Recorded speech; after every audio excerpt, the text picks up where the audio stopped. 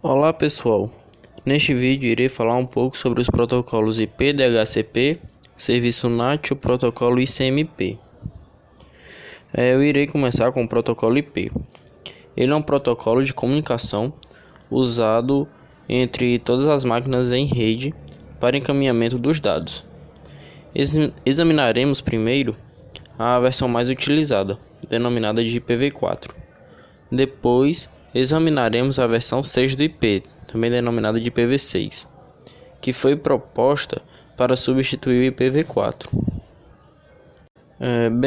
Um pacote de camada de rede é denominado um datagrama. O formato do datagrama do IPv4 pode ser visto abaixo.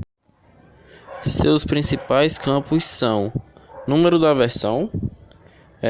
Esses 4 bits especificam a versão do protocolo IP do datagrama.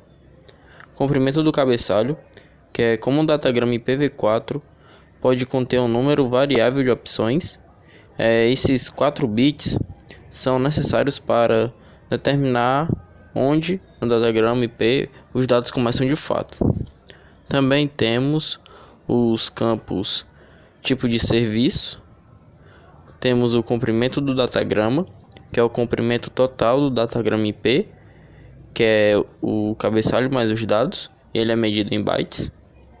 Temos o identificador, temos flags, deslocamento de fragmentação, temos o tempo de vida, conhecido TTL,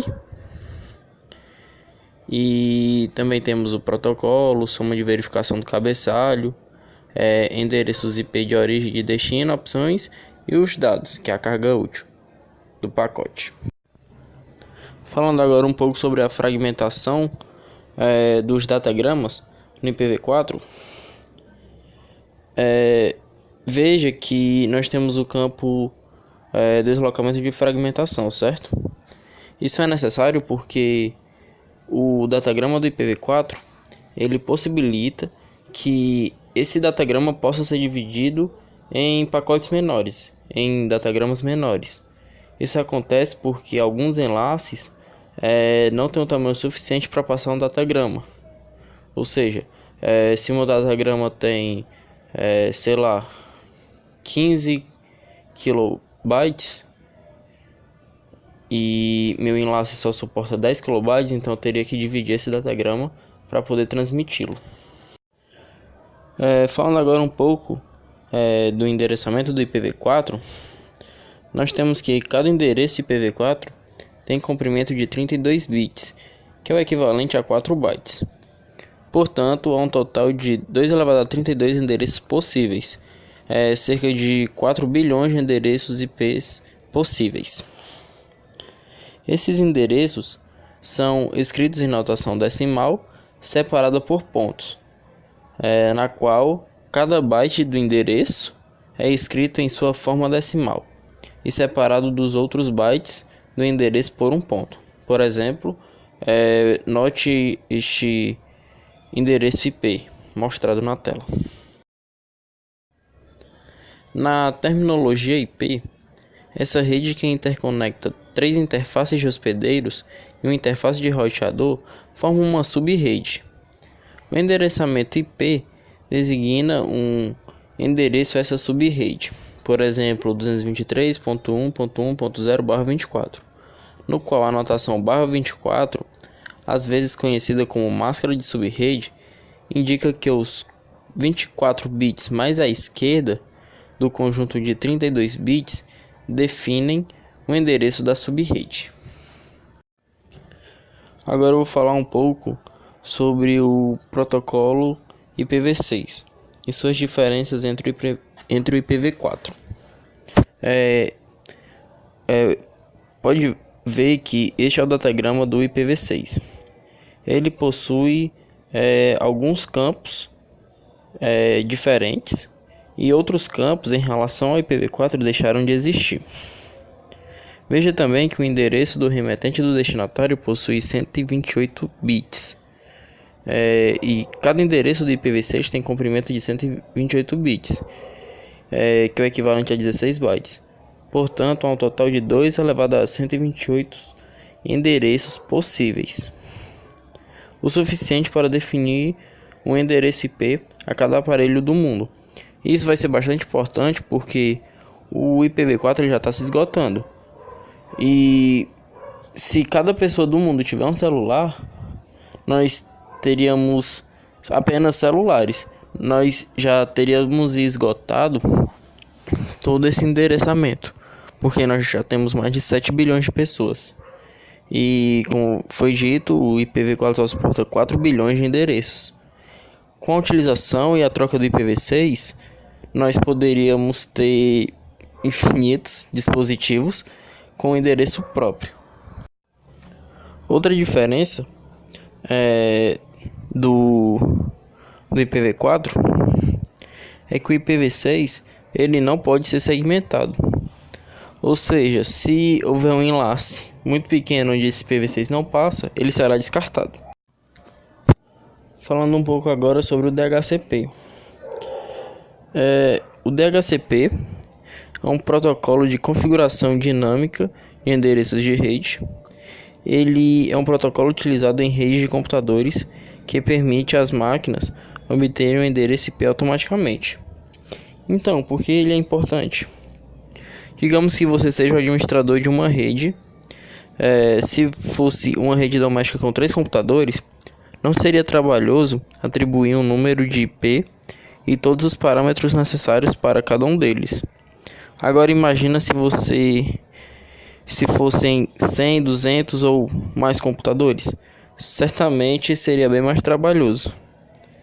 Então, o protocolo DHCP faz exatamente isto. Por meio dele, um servidor é capaz de distribuir automaticamente endereços de IP diferentes a todos os computadores à medida que eles fazem a solicitação de conexão com a rede.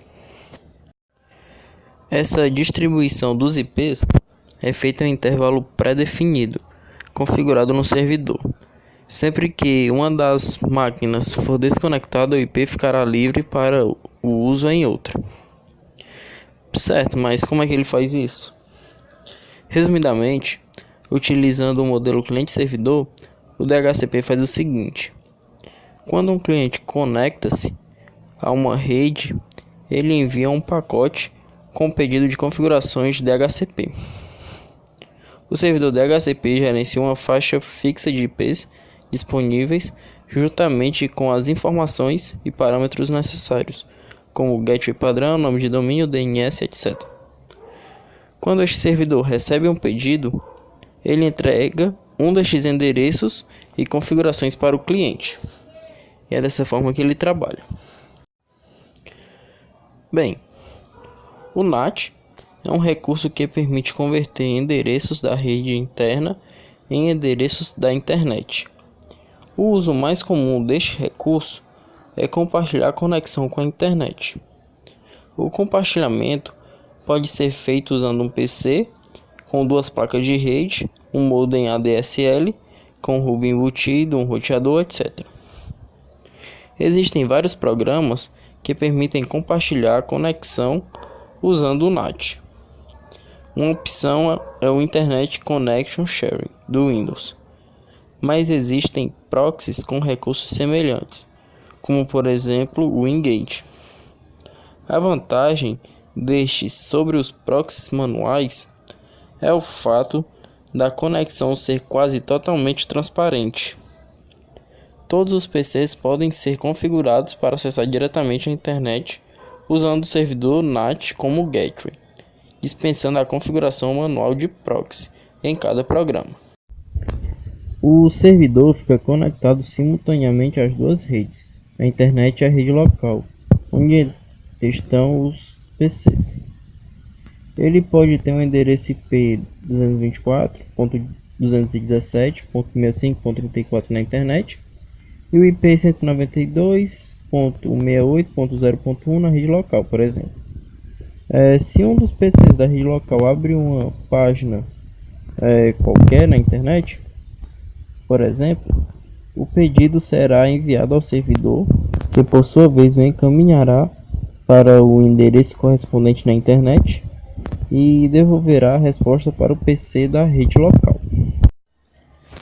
Bem, o protocolo ICMP Protocolo de mensagem de controle da internet é um protocolo que permite gerenciar as informações relativas aos erros nas máquinas conectadas. Devido aos poucos controles que o protocolo IP realiza, ele não corrige estes erros, mas os mostra para os protocolos das camadas vizinhas. Assim, o protocolo ICMP é usado por todos os roteadores para assinalar um erro, chamado de Delivery Problem, ou problema de entrega. Certo, o que são as mensagens ICMP encapsuladas?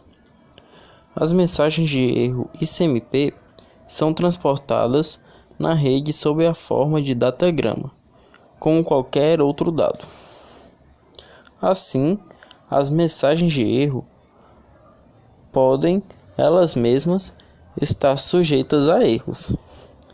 Contudo, no caso de erro no datagrama que transporta uma mensagem ICMP, nenhuma mensagem de erro é emitida para evitar um efeito bola de neve, no caso de incidente na rede.